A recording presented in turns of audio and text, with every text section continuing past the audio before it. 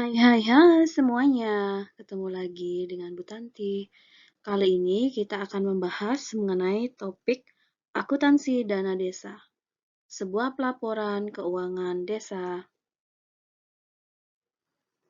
Baik, kita akan berbicara mengenai akuntabilitas desa. Dasar hukumnya adalah Undang-Undang Nomor 6 Tahun 2014 tentang Desa, Permendagri Nomor 113 Tahun 2014 tentang Pengelolaan Keuangan Desa. Nanti akhirnya sebuah desa harus membuat laporan keuangan.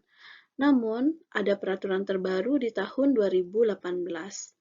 Nanti saya akan update peraturannya di slide berikutnya.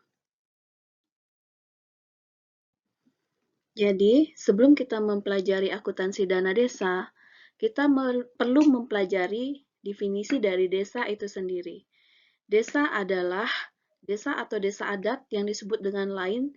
Selanjutnya, desa adalah kesatuan masyarakat hukum yang memiliki batas wilayah yang berwenang untuk mengatur dan mengurus urusan pemerintahan, kepentingan masyarakat setempat berdasarkan prakarsa masyarakat, hak asal-usul dan/atau hak tradisional yang diakui dan dihormati dalam sistem pemerintahan Negara Kesatuan Republik Indonesia. Dan keuangan desa itu adalah semua hak dan kewajiban desa yang dapat dinilai dengan uang, serta segala sesuatu yang berupa uang atau barang yang berhubungan dengan pelaksanaan hak dan kewajiban desa itu sendiri. Dan kalau kita berbicara dengan laporan desa itu adalah laporan penyelenggaraan pemerintahan desa setiap akhir tahun anggaran kepada bupati atau wali kota, laporan penyelenggaraan pemerintahan desa pada akhir masa jabatan kepada bupati atau wali kota, laporan keterangan penyelenggaraan pemerintah secara tertulis kepada Badan Permusyawaratan Desa setiap akhir tahun anggaran, informasi penyelenggaraan pemerintahan secara tertulis kepada masyarakat setiap tahun anggaran.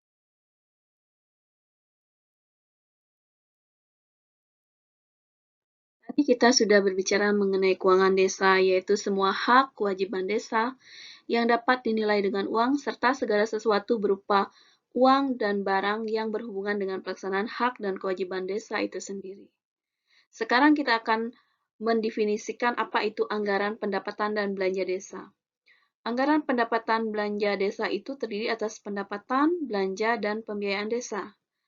Rancangan dari anggaran pendapatan dan belanja desa diajukan oleh kepala desa dan dimusyawarahkan bersama Badan Permusyawaratan Desa. Aset desa itu berupa tanah kas desa, tanah ulayat, ya ada istilah tanah ulayat ya, pasar desa, pasar hewan, misalkan jika memiliki pasar hewan. Jika di daerah pesisir ada tambatan perahu, ada bangunan-bangunan desa. Misalkan di pesisir juga di tepi pantai ada pelelangan ikan, pelelangan hasil pertanian, hutan milik desa, mata air milik desa, pemandian umum, dan aset lainnya milik desa. Kalau di Bali, biasanya ada objek-objek wisata tertentu yang dikelola juga oleh desa. Desa mendirikan badan usaha milik desa atau BUMDesa atau kalau kita sering dengar tuh BUMDes ya, yang dikelola dengan semangat kekeluargaan dan gotong royongan yang menjalankan usaha misalkan di bidang ekonomi dan atau pelayanan umum dengan ketentuan peraturan perundang-undangan. Penerapan pelaporan keuangan desa sebelumnya belum ada standar yang harus dipenuhi ya, standar akuntansi keuangan khusus. Jadi mengikuti peraturan Menteri Dalam Negeri.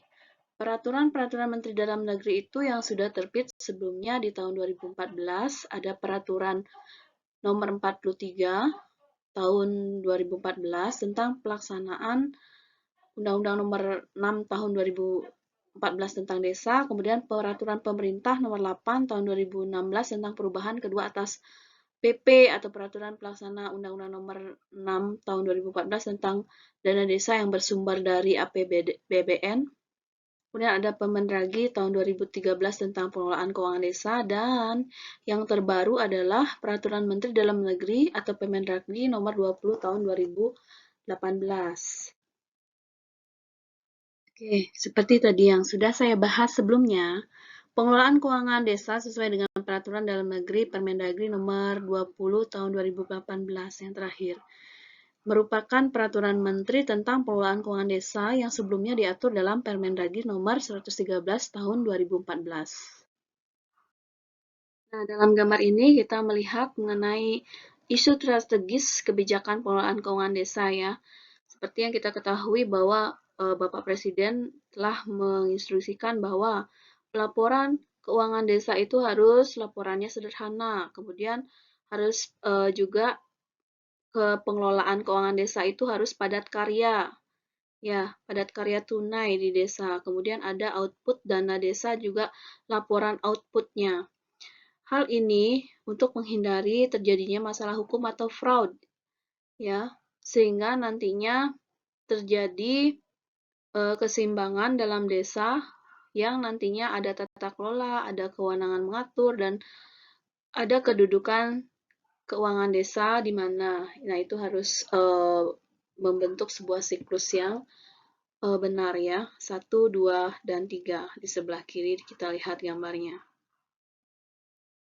Baik, gambar selanjutnya kita akan melihat bagaimana siapa yang berwenang untuk mengatur dari keuangan desa ini ya. Ada Kemendagri, ada Kemenku, dan juga ada Kemendes PDTT ya. Kementerian Desa dan Pengelolaan Desa Tertinggal ya. Jadi ada pengelolaan keuangan desa, dasarnya adalah PP 43 tahun 2014, kemudian tata cara pengalokasian, penyaluran, penggunaan, pemantauan, dan evaluasi dana desa ada di PP nomor 60 tahun 2014, juga bagaimana prioritas penggunaan dana desa di PP pasal 21 PP 60 tahun 2014 ya. Semua sudah ada pengaturannya dan juga kewenangan siapa yang mengaturnya itu sudah jelas ditetapkan oleh pemerintah kita. Baik, di slide ini saya akan menampilkan mengenai asas pengelolaan keuangan desa, di mana ada sedikit mungkin hal yang diperbaharui di Permendagri nomor 20 tahun 2018 dibandingkan dengan Permendagri 113 2014 ya. Jadi kalau keuangan desa dikelola berdasarkan asas transparan, akuntabel, partisipatif, serta dilakukan dengan tertib dan disiplin anggaran. Jadi masih sama ya mengenai asasnya.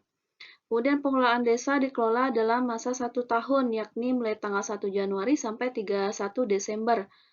Ya, jadi untuk di Permendagri 113 2014 bunyinya seperti itu, tapi di Permendagri 20 tahun 2018 bahwa APB desa ya, anggaran pendapatan belanja desa merupakan dasar pengelolaan keuangan desa selama 1 tahun. Anggaran mulai tanggal 1 Januari sampai dengan tanggal 31 Desember. Jadi ada lebih dispesifikasikannya, yaitu ada APB desa yang menjadi dasar pengelolaan keuangannya.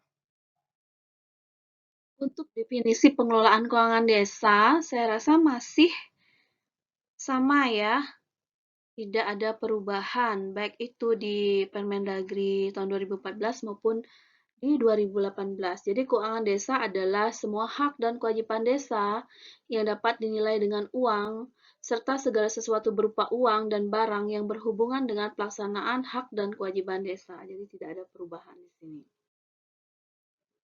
Jadi kita perlu tahu juga mengenai mengapa akuntansi desa itu perlu dilakukan ya. Jadi desa melakukan pengelolaan keuangan desa dan membuat pertanggungjawaban alokasi dana desa dari pemerintah pusat maupun pemerintah daerah. Jadi karena ada dana yang diterima, maka harus dipertanggungjawabkan kan. Jadi baik itu dari dana desa dari pemerintah pusat maupun di pemerintah daerah, misalkan Pemprov ya. Jadi keuangan desa adalah dana publik ya, dana milik masyarakat sehingga harus dipertanggungjawabkan kepada publik, bukan hanya kepada penggunanya saja tentunya. Jadi itu yang menjadi dasarnya. Jadi karena perlu pertanggungjawaban kepada publik karena itu dana punya publik. Tuntutan akuntabilitas dari masyarakat atas pengelolaan dana desa. Jadi masyarakat juga perlu tahu. Masyarakat tuh berhak tahu bagaimana untuk apa pengelolaan dana desa tersebut.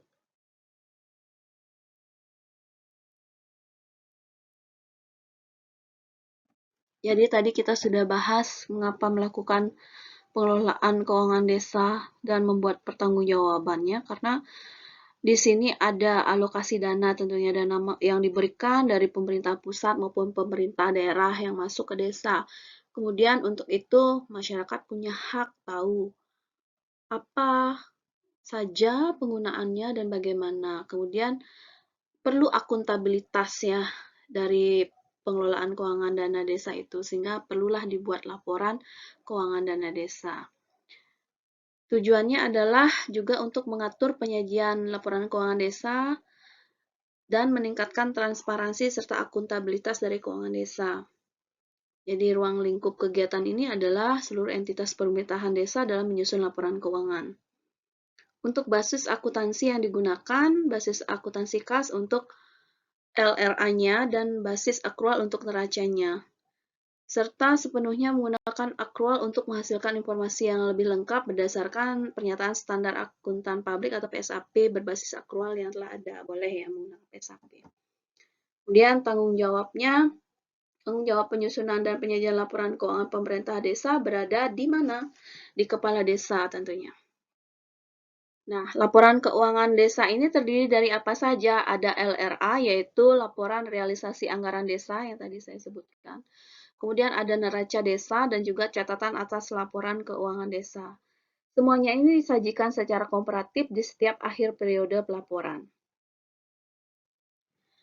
Laporan realisasi anggaran desa, ya, bagian pertama dari komponen laporan keuangan desa tadi. Laporan realisasi anggaran desa memuat anggaran dan realisasi selama periode pelaporan, serta menyediakan informasi mengenai apakah sumber daya ekonomi telah diperoleh dan digunakan sesuai dengan anggaran yang telah ditetapkan. Nah, ini kita di akuntansi disebut prinsip ketaatan ya. Jadi pendapatan desa itu adalah pendapatan terdiri dari pendapatan asli daerah, pendapatan transfer, pendapatan lain-lain ya. Kalau belanja desa itu ada belanja pegawai yang menggaji pegawai di kantor desa ya, belanja barang dan jasa, belanja modal dan belanja tak terduga berdasarkan jenis belanja. Nah, kemudian ada juga istilah surplus atau defisit, yaitu selisih antara pendapatan desa dan belanja desa. Kalau surplus berarti lebih besar pendapatan desanya, kalau defisit berarti lebih besar belanja desanya ya. Kemudian pembiayaan itu adalah penerimaan pembiayaan dan pengeluaran pembiayaan ya. Ada 2 item di sana. Sisa lebih atau kurang pembiayaan anggaran desa disebut dengan selisih lebih atau selisih kurang antara realisasi anggaran desa, serta penerimaan dan pengeluaran pembiayaan dalam anggaran desa selama satu periode pelaporan. Jadi informasi kas adalah terdiri dari saldo awal kas, penerimaan kas, pengeluaran kas, dan saldo akhir kas.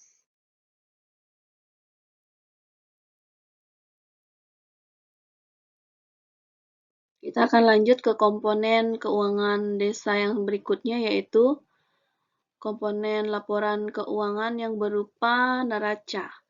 Jadi neraca itu memberikan informasi mengenai kekayaan atau aset yang dimiliki oleh desa dan juga kewajiban entitas pemerintahan desa. Kapan? Pada tanggal pelaporan dan perubahannya selama periode berjalan. Jadi mengapa ini penting? Jadi informasi di neraca ini diperlukan pengguna untuk melakukan penilaian terhadap kemampuan dari pemerintahan desa ya, entitas pemerintahan desa dalam menyelenggarakan kegiatan pemerintahan di desa di masa yang akan datang. Kira-kira kemampuannya bagaimana? Dilihat dari laporan neraca di saat periode terakhir ya. Nah, kemudian kita ke item di neraca yang pertama yaitu aset. Aset dalam pelaporan di dana desa jadi diakui pada saat potensi manfaat ekonomi di masa yang akan datang diperoleh oleh pemerintahan desa dan mempunyai nilai atau biaya yang dapat diukur dan diakui pada saat diterima atau kepemilikannya atau penguasaannya itu berpindah. Jadi contoh dari aset itu adalah ada kas, piutang, ada investasi. Kemudian di neraca juga di sebelah kanan ya, ada kewajiban desa yang pengakuannya pada saat dana pinjaman diterima atau pada saat kewajiban timbul. Kewajiban dicatatnya sebesar nilai nominalnya. Ada juga di bawah kewajiban itu adalah ekuitas. Jadi ekuitas itu adalah kekayaan bersih pemerintahan desa yang merupakan selisih antara aset dan kewajiban pemerintahan desa pada tanggal pelaporan neraca itu sendiri. Oke, item yang terakhir dari laporan keuangan dana desa itu adalah catatan atas laporan keuangan, sama seperti di perusahaan-perusahaan pada umumnya, perusahaan bisnis ya, punya catatan atas laporan keuangan. Jadi, cakupannya harus mengungkapkan dalam catatan atas laporan keuangan atau CALK ini semua informasi penting baik yang telah tersaji dalam neraca atau LRA maupun yang tidak tersaji pada catatan atas laporan keuangan ini dicantumkan. Ya, pada dasarnya secara umum berisi mengenai informasi umum tentang entitas pemerintahan desa, informasi tentang geografis kondisi umum desa, potensi dan sumber pendapatan masyarakat, ikhtisar pencapaian budget keuangan selama 1 tahun pelaporan, berikut kendala dan hambatan yang dihadapi dalam pencapaian realisasi pendapatan dan realisasi belanja. Kemudian di sana dijelaskan pula mengenai rincian dan penjelasan masing-masing pos yang disajikan dalam LRA dan neraca. Disajikan juga dalam CALK adalah informasi lain yang diperlukan untuk penyajian wajar yang tidak disajikan dalam LRA dan neraca. Intinya adalah CALK desa disajikan harus secara sistematis. Setiap pos dalam laporan keuangan desa harus mempunyai referensi silang dengan informasi terkait dalam catatan atas laporan keuangan desa. Nah, kita akan berbicara mengenai penilaian awal untuk aset dalam menyusun laporan keuangan desa. Oke, dalam menyusun laporan keuangan desa secara lengkap, biasanya yang perlu diketahui adalah nilai wajar atas aset yang dimiliki ya. Untuk tahun pertama adalah biasanya kesulitan untuk menilai bagaimana dan berapa disajikan dalam laporan keuangan desa. Dalam hal ini, aset sudah dapat diketahui atau ditentukan nilai wajarnya berdasarkan apa? Berdasarkan nilai perolehannya. Ya, yaitu yang disajikan di neraca desa. Untuk penyajian nilai aset pada neraca awal desa, entitas dapat melakukan inventarisasi atau pos-pos neraca. Inventarisasi itu dilakukan dengan cara inventarisasi fisik ya. Kemudian ada catatan laporan atau dokumen sumber lainnya, itu harus ada juga dilakukan. Kemudian aset yang dimiliki pemerintahan desa sebelumnya menerapkan awal standar ini biasanya menggunakan yang paling gampang itu adalah harga perolehan atau harga wajar. Kalau tidak tahu harga perolehannya, mungkin harga wajarnya berapa sih? Ya, jika harga perolehannya lupa atau tidak diketahui. Aset desa yang belum diketahui atau ditetapkan nilai wajarnya disajikan dalam daftar tersendiri. Jadi ada daftarnya dan dijelaskan pada catatan atas laporan keuangan. Jadi dibuatkan di CALK itu. Berarti yang mana aset desa itu kira-kira yang nilai wajarnya belum diketahui. Boleh dijelaskan di CALK tersebut. Nah, ini saya sajikan contoh dari LRA dari sebuah desa ya, desa XX ya. Jadi sebuah desa Kabupaten XYZ ya desa ABC tadi saya buat ya, Kecamatan DEF, Kabupaten XYZ. Jadi ini adalah contoh laporan realisasi anggaran desa atau LRA desa ya. Jadi kalian bisa lihat di sini item-itemnya nanti. Ada pendapatan desanya itu ada pendapatan asli desa, ada pendapatan transfer ya. Nanti kemudian jumlah pendapatannya berapa? Nanti dijumlahkan. Nah, di sisi yang lainnya juga ada pendapatan lain-lain. Di bawah pendapatan tentunya ada biaya-biaya yang mengurangi, sehingga nanti diketahui ada surplus apa defisit desanya. Nah, ini adalah tadi ya, laporan realisasi anggaran desa yang sambungannya tadi ya. Jadi pembiayaannya, tadi kan ada pendapatan biaya, nah ini pembiayaannya. Nah, hingga nantinya jumlah pembiayaan bersih berapa, ya, nanti silpanya berapa. Nah, ini adalah contoh dari sebuah neraca ya, neraca desa ya. Ada aset, ada kewajiban, ada ekuitas dari desa. Jadi kalian bisa lihat ini bentuk lurusnya, jadi bukan kanan kiri. Nah, ini adalah CALK, contoh-contoh yang dijelaskan, daftar isi CALK-nya. Jadi, berarti di CALK tuh nanti sebuah desa tuh bisa menjelaskan diurut ya, urutannya seperti ini nanti, apa saja yang dijelaskan.